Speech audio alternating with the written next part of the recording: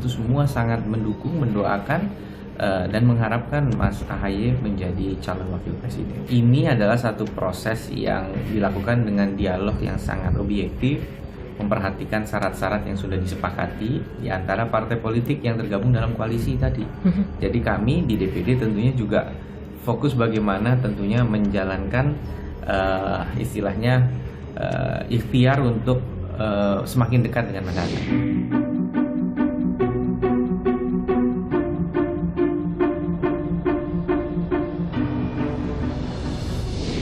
Tim 8 Anies Baswedan disebut telah merampungkan usulan nama bakal calon wakil presiden Anies Baswedan. Dari 5 nama yang selama ini muncul disebutkan sudah mengerucut ke satu nama. Siapa nama itu? Kapan akan diumumkan? Bagaimana pula Nasdem melihat peluang dari Ketua Umum Partai Demokrat AHY untuk menjadi pendamping Anies Baswedan di Pilpres 2024 nanti. Kita berbincangkan hal ini bersama dengan saya sudah hadir Willy Aditya yang merupakan Ketua DPP Nasdem juga adalah tim 8 Anies Baswedan. Bung Willy, terima kasih sudah bersama Niluh. Sama-sama Niluh. Jadi sudah mengerucut satu nama ya? Sudah sebulan lebih itu. Dari unsur apa dia? Ya pasti warga negara Indonesia lah. Dan kemudian Cocok bersama Pak Anies. Yang penting itu hasil ikhtiar yang sudah dilakukan oleh tim 8 setelah melakukan diskusi panjang nih loh, dengan 2 variabel besar, yaitu variabel kuantitatif dan kualitatif. Untuk variabel kualitatifnya ada beberapa tokoh yang kami sambangi, kami ajak diskusi yang mendalam untuk kemudian mendapatkan gambarannya. Tapi apapun itu kan cuma sebagai sebuah proses yang supporting sifatnya. Oke. Toh di dalam traktat yang sudah ditandatangani 3 partai ini loh, masalah kewenangan itu ada di Mas Anies sendiri. Yang menjadi variabel utamanya adalah sejalan dan sebangun dengan aspirasi yang berkembang di tengah rakyat. Apa itu? Ya biar itu menjadi duit tunggal. Jadi di sana ada faktor elektoralnya, di sana ada faktor komplementerinya, di sana ada faktor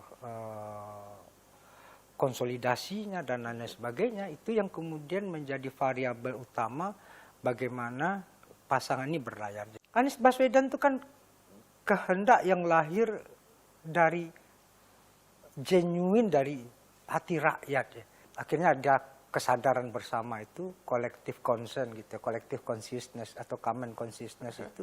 Ya udah, kita bersama Anies untuk memimpin kita ke depan, lalu kemudian apa yang menjadi kebutuhan-kebutuhannya kita diskusikan. Bukan berarti kita tidak berdiskusi atau tidak berdialog atau tidak bernegosiasi sama sekali, itu terjadi. Oke, jadi Anda yakin tidak akan ada keegoisan antar partai politik ini? Ya kalau preferensi wajar ya.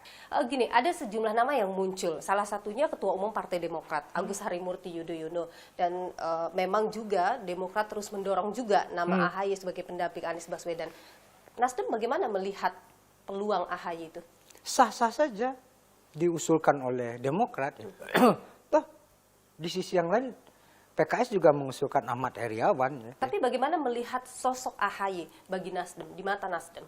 AHY seorang ketua partai yang muda, ya ganteng, punya basis dukungan ya, dan ya ada di dalam koalisi. Anda melihat AHY punya daya elektoral tadi? Ya kita kalau elektoral kan basisnya survei ya. Itu. Tapi variabel yang kita dukung adalah not only quantitative approach, but also qualitative approach. Oke, apa AHY punya 2 hal itu? Ya, saya tidak dalam kapasitas untuk menilai ya. Tapi teman-teman bisa lihat.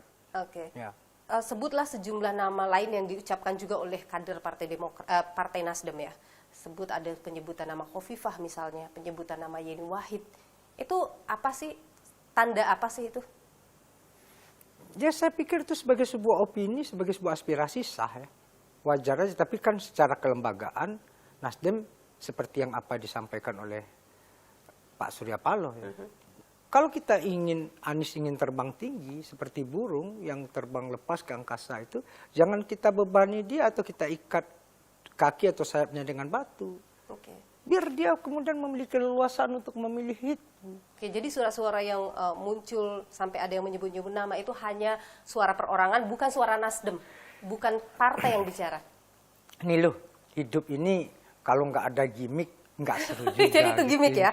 Ya kadang-kadang kalau kita makan nasi kalau nggak ada sambal, nggak ada garamnya, nggak ada asamnya ya tawar ini gitu ya. Jadi itu bukan suara partai Nasdem.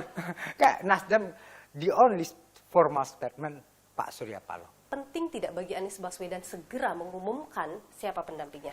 Yang ingin saya tandaskan, toko sebelah masih adem ayem, bahkan belum buka juga. Oke, tapi apa tidak mau curi start? Mendahului mengumumkan siapa cawapres sehingga bisa langsung jor-joran ke masyarakat?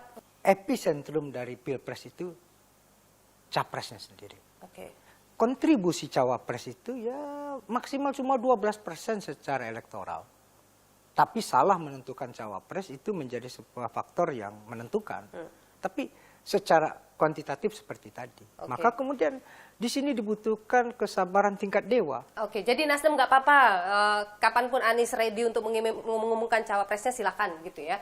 Mau cepat atau mau lambat, mau injury time atau cepat tidak masalah. Tidak masalah. Baik, kita akan menunggu, publik yang menunggu sebenarnya kapan akan diumumkan pendamping dari Anies Baswedan di Pilpres 2024. Tidak jauh-jauh dari yang dibutuhkan oleh publik. Agustus atau September atau Oktober? Ya, kita lihat hilalnya aja nanti. Bu Willy Aditya, Ketua DPP Partai Nasdem yang juga adalah tim 8 Anies Baswedan. Terima kasih sudah berbagi informasi Sama-sama, di Milu. Nilu. Terima kasih juga sudah berbagi pandangan. Saya selalu Pak Willy. Thank you.